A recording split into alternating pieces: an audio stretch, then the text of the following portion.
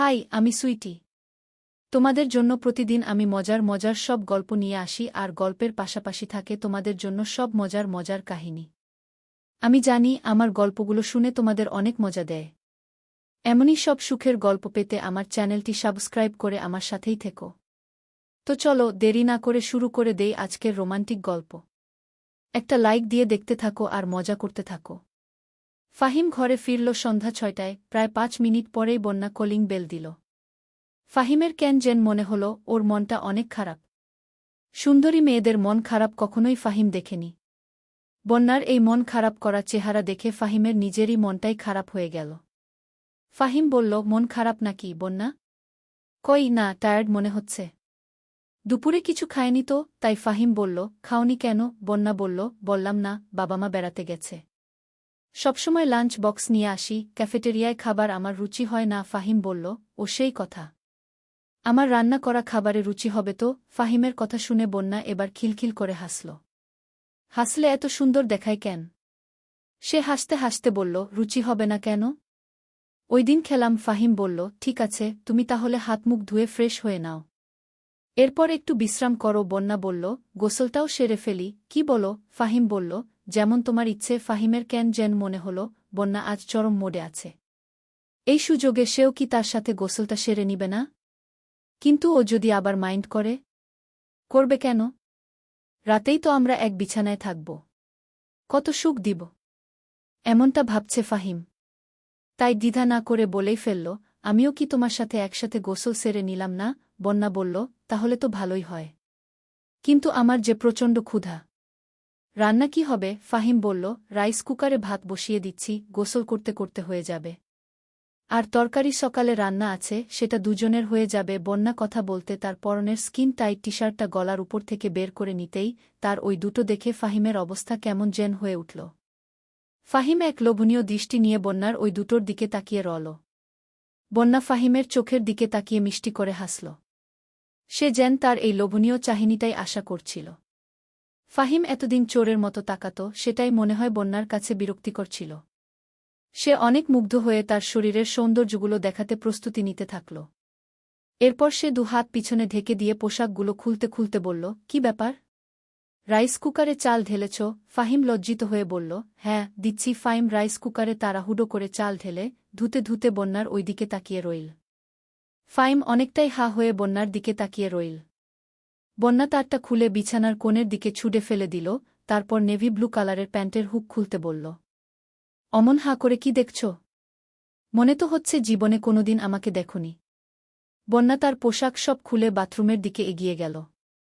বাথরুমে ঢুকে গোসলখানার শীতল পানির শাওয়ার ছেড়ে দিয়ে ফাহিমকে ডাকল। ফাহিম, তাড়াতাড়ি এসো। গোসলখানায় ঢুকতেই বন্যার শাওয়ারের পানি 2 হাতে নিয়ে খিলখিল করে হাসতে ফাহিমের শরীরে ছুড়ে দিল, তারপর এক কোষ পানি নিয়ে পানিগুলো ঠিক ফাহিমের ওইখানে দিল। এতে করে ফাহিমের কেন যেন লাফিয়ে উঠল। বন্যা ফাহিমের ওদিকে তাকিয়ে বলল, বাব্বা, ছেলেদেরটা বুঝি ওরকম হয়? ফাহিম বলল, কিরকম? বন্যা বলল, পোশাক পরলে তো বোঝার উপায় নেই। পোশাকের ভেতরে ওরকম একটা জিনিস থাকে। বন্যার কথায় ফাহিম হাসল, তারপর বন্যাকে শাওয়ারের নিচ থেকে সরিয়ে নিজেই শাওয়ারের পানিতে ভিজতে থাকল। বন্যা হঠাৎ বলেই ফেলল, ফাহিম, তোমার ওটা আমাকে একটু ধরতে দেবে? ফাহিম মজা করার জন্যই বলল, ওটা ধরে কি হবে? বন্যা বলল, জানি না, ধরতে দেবে কিনা বলো। ফাহিম শাওয়ারের পানিতে ভিজা চুলে পানি ঝাড়াতে বলল, তোমার খুশি? বন্যা সত্যি ধরে ফেলল ফাহিম।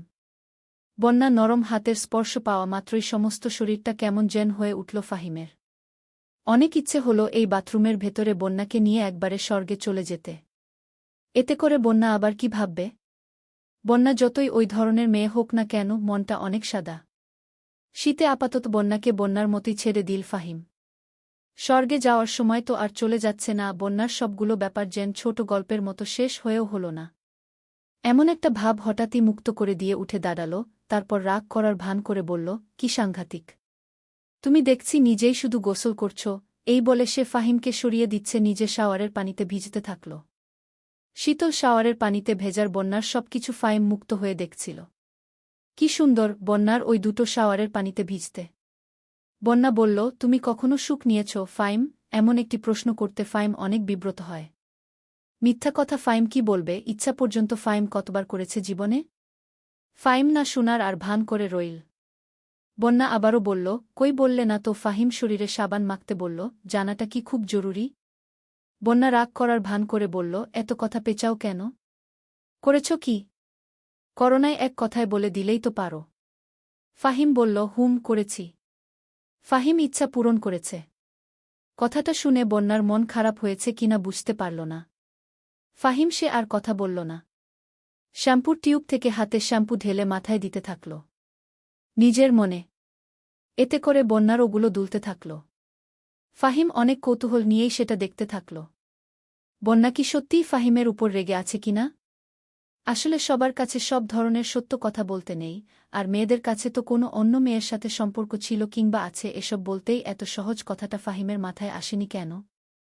বন্যা শাওরের নলটা টেনে নিয়ে শীতল পানির ধারটা আর তার মাথায় ঢালতে থাকল অনবরত। আর চমৎকার মুখ দিয়ে মাথা থেকে বেয়ে আসা পানিগুলো ফু দিয়ে সরানোর চেষ্টা করছে। মেয়েদের ভেজা সত্যিই চমৎকার। ফাহিম অনেক কাছ থেকে উপভোগ করতে থাকল বন্যার ভেজা সবকিছু। ফাহিমের ইচ্ছে করছিল এখনই কিছু করতে, তারপর হারিয়ে যেতে ভিন্ন এক স্বর্গে। অথচ পারল না। ফাহিম বন্যার মাঝে এমনই কিছু একটা আছে যেখানে কোনো বল খাটানোর সাহস জোগায় না। বন্যা তার গোসল শেষ করে কোনো কিছু না বলে তলে দিয়ে শরীরটা মুছতে মুছতে বের হল। ফাহিমের এর মনটা অনেক খারাপ হয়ে গেল। ফাহিমও তার গোসল শেষ করে বেরিয়ে এলো বাথরুম থেকে। ফাহিম ভেবেছিল গোসলের পর বন্যার সাথে উত্তাল ইচ্ছাপূর্ণ খেলায় হারিয়ে যাবে। অথচ হঠাৎই বন্যার মুড অফ দেখে কি যে করবে কোনো বুদ্ধি খুঁজে পেল না ফাহিম। বাথরুম থেকে বেরিয়ে দেখল গোসল শেষে ফ্রেশ হয়ে একটা চেহারা করে তলে দিয়ে চুল মুছে বেশ যত্ন করে। ফাহিম কয়েকবার তার চোখে তাকানোর চেষ্টা করল, অথচ সে এমন একটা ভাব করে রেখেছে যেন এই ঘরে ফাহিমের একটা অস্তিত্ব নেই। ব্যাপারটা সে জানেই না।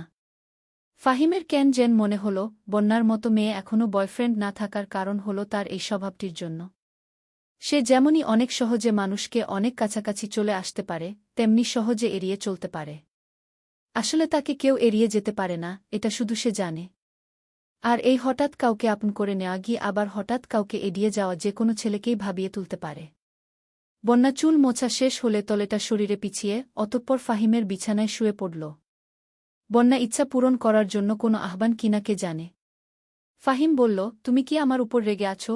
বন্যা হাসি মুখেই বলল, রাগ করার মতো কোনো কিছু করেছ নাকি? ফাহিম বলল, তাহলে কোনো কথা বলছ না কেন?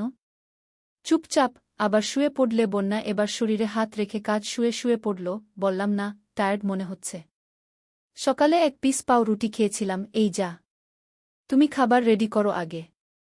খানিকটা বিশ্রাম করতে চাই। ফাহিম বলল, ও ঠিক আছে। আমি এখনই রেডি করছি। ফাহিম ঘরের কোণে ডাইনিং টেবিলে যায়। ফাহিমদের ঘরে কোনো ডাইনিং টেবিল নাই। সস্তা একটা সোফার সেট কিনে নিয়েছিল চাকরি হওয়ার পর।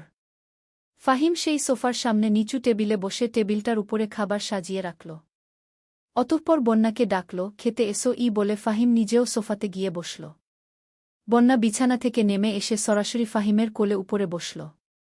এতে করে ফাহিমের সারা শরীরে যেন গরমের একটা ধারা বইতে থাকল। বন্যা ফাহিমের শরীরটা অনেক আদরে ধরে বলল, আমাকে আজ খাইয়ে দেবে? ফাহিম তার মুখে আলতো করে একটা আদর এঁকে দিয়ে বলল, ঠিক আছে লক্ষ্মীটি। বন্যার গরম উত্তাপে ফাহিমের ওটা যেন আরও বেশি গরম হতে থাকল। খাওয়া দাওয়া শেষ করে ফাহিম বর্ণাকে বলল, এবার নামো লক্ষ্মীটি, হাত ধুতে হবে। বর্ণা আহ্লাদ করে বলল, আমাকে কোলে নিয়ে চলো। ফাহিম তাকে কোলে করে নিয়ে বিছানায় চলে গেল। নিজের হাতটা ধুয়ে ফাহিম মুখ আর বন্যার মুখটা ধুয়ে সোজা বিছানায় ধপাস করে ফেলল বন্যাকে। বন্যা একটা হাসি দিয়ে ফাহিমের মুখে হালকা করে একটা আদরের ছোঁয়া দিয়ে বলল, এজন্যই তোমাকে এত ভালো মনে হয় জানো। ছোটকাল থেকে কেউ আমার সাথে বন্ধুত্ব করতে চায় না। আমি যে পড়া করতে চাই, তারপরও সবাই আমাকে কেমন যেন অন্য চোখে দেখে। ফাহিম বলল, আজকে তোমার মন ভরে সুখ দিব? বন্যা বলল, সত্যি। ফাহিম বলল, সত্যি। হইল তো? বন্যা বলল, তোমার তো ইচ্ছা পূরণের অনেক অভিজ্ঞতা আছে, আমার সাথে মজা পাবে তো? ফাহিম মনে মনে বলল, তোমার সাথে ইচ্ছা পূরণের জন্য কত রাত স্বপ্নে বিভোর ছিলাম। আর তুমি বলছ মজা পাব কিনা? ফাহিম বলল, তোমার এত সুন্দর সবকিছু, মজা না পাওয়ার কি আছে? ফাহিম আর কথা বাড়াতে দিল না বন্যাকে। তারপর তারা শুরু হয়ে গেল। ফাহিম অনুভব করল বন্যা কেমন যেন হয়ে উঠছে। বন্যার অবস্থা দেখে মনে হল জীবনে সে কখনোই কারো স্পর্শ পায়নি। মুহূর্তে সে কেমন যেন হয়ে উঠল। ফাহিম বলল, এই মেয়ে ইচ্ছাপূর্ণে ছালাকলা, কিছুই জানে না। তাকে এসব ছলাকলা শিখাতে হবে আর তাই ফাহিম ভালোভাবে সবকিছু করতে শুরু করল। ফাহিম লক্ষ্য করল বন্যা তার চোখ দুটো বন্ধ করে রেখেছে, বন্যার নিঃশ্বাসটা বাড়ছে। সেই সাথে ক্ষণে ক্ষণে কেমন যেন হয়েছে। ফাহিম বোকার মতো প্রশ্ন করল, বন্যা, কেমন মনে হচ্ছে? বন্যা এবার চোখ খুলে তাকাল, তারপর বলল, অনেক সুখ পাচ্ছি। সেদিন ফাহিম বন্যাকে অনেক সুখ দিয়েছিল। ফাহিম এখনও মাঝে মাঝে বন্যাকে সুখ দেয়। তো বন্ধুরা, কেমন হলো আজকের ভিডিওটি? আমার গল্প শুনে নিশ্চয়ই অনেক সুখ পেয়েছ। এমনই সব মজার মজার গল্প পেতে আমার চ্যানেলটি সাবস্ক্রাইব করে আমার সাথেই থেকো। আমি তোমাদের সুখের ঠিকানায় নিয়ে যাব। আমার সাথে সুখের সাগরে ভাসাবে। তো সবাই অনেক অনেক ভালো থেকো। আমি আবারও তোমাদের জন্য এমনই মজার ভিডিও নিয়ে আসব। Bye bye.